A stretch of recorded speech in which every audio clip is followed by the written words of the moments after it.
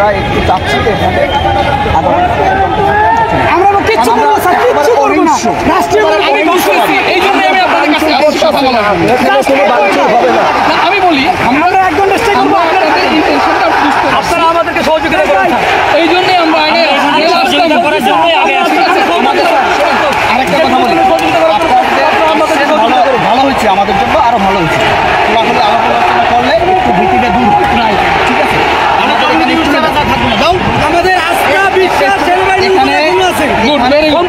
আমরা এই মুহূর্তে চাই সেনাবাহিনী সরকার চাই। কারো হাতে একটা পাথর পর্যন্ত না। আলহামদুলিল্লাহ, ঠিক আছে। Good, very good.